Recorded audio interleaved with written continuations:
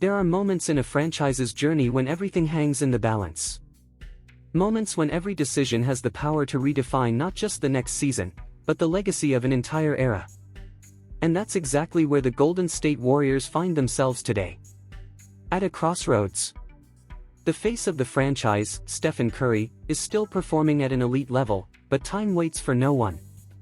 And now, just as the front office looks for a way to extend this dynasty, an unexpected storm has formed around one of their most promising young talents, Jonathan Kuminga.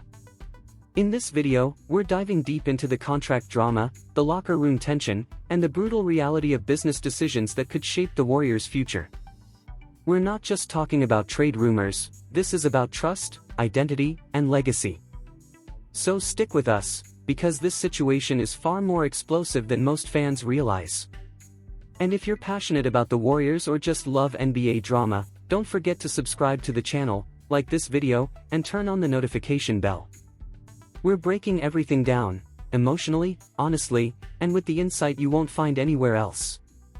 When Jonathan Kuminga arrived in Golden State, he was supposed to be the bridge to the next chapter.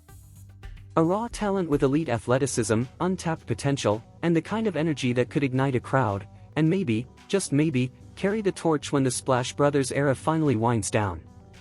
But today, Kuminga isn't smiling. He's not riding the wave of development. He's frustrated, disillusioned. And for the first time since joining the Warriors, he's questioning whether this is the place he was meant to become great. At the heart of it is the contract dispute that has quietly evolved into a franchise-altering dilemma. Kuminga asked for $35 million a year in an extension, a number that raised eyebrows across the league. The Warriors, clearly reluctant to pay that price without seeing more consistency, countered with $30 million per year. Negotiations stalled, then collapsed entirely before the October 21st deadline.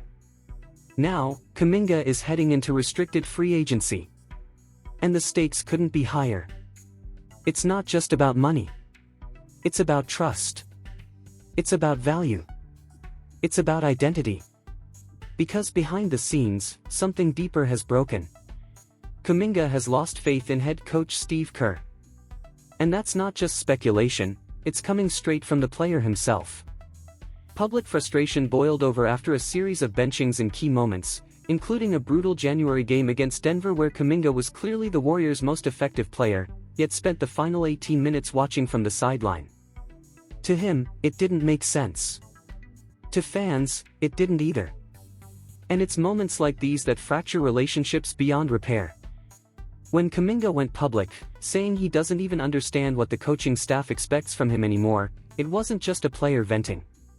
It was a cry for clarity, for purpose, for a defined role in a team that has long preached strength in numbers, but seems increasingly divided.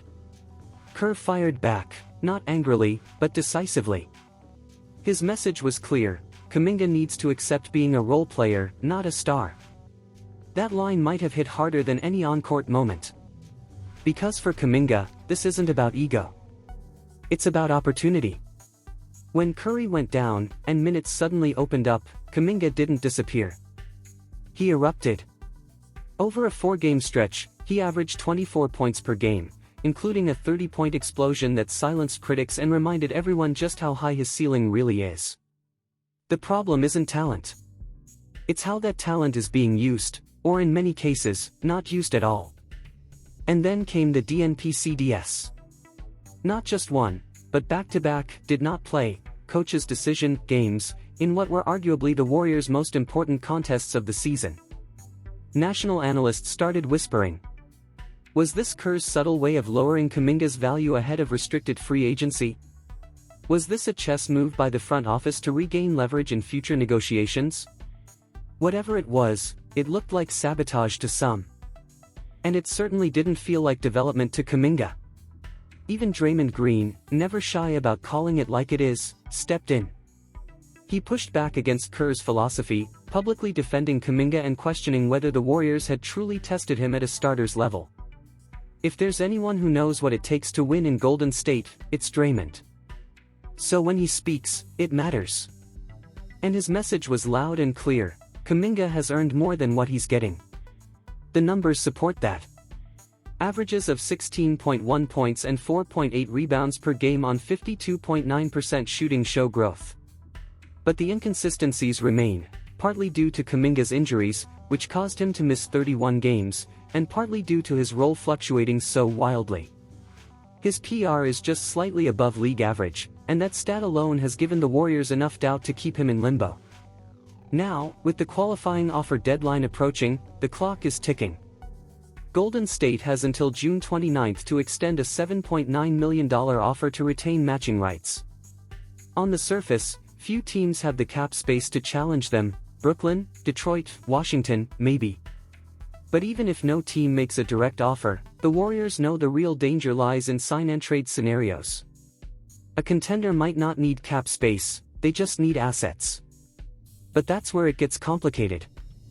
If Golden State re-signs Kuminga this summer, the base year compensation rule kicks in, meaning only half of his new salary would count for matching purposes in trades. That makes a big splashy deal nearly impossible before December. So what's the plan? Some insiders believe the Warriors will strike a middle ground. Offer Kuminga a 3-year deal worth $25 to $30 million annually, not because they're fully committed to him long-term, but because they want to control the narrative. Re-sign him, rebrand him, and by December, flip him as a high-value trade chip to chase another star.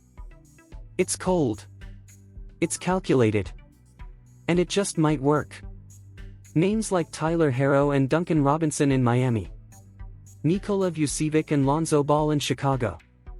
Even wild 4-team scenarios involving Giannis Antetokounmpo, Jimmy Butler, or Kevin Durant have surfaced in front office conversations.